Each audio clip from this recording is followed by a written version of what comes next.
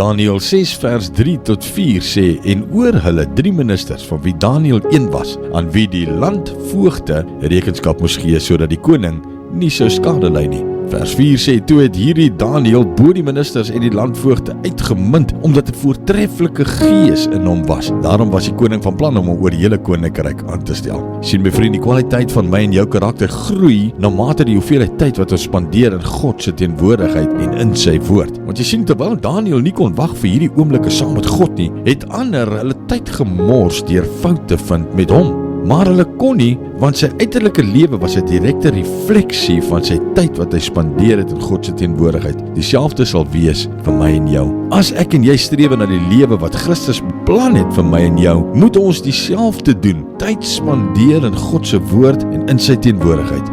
Johannes 15 vers 5 sê, ek is die wynstok, julle die lote, wie in my bly en ek in hom, hy dra veel vrug, want sonder my kan julle niks doen nie.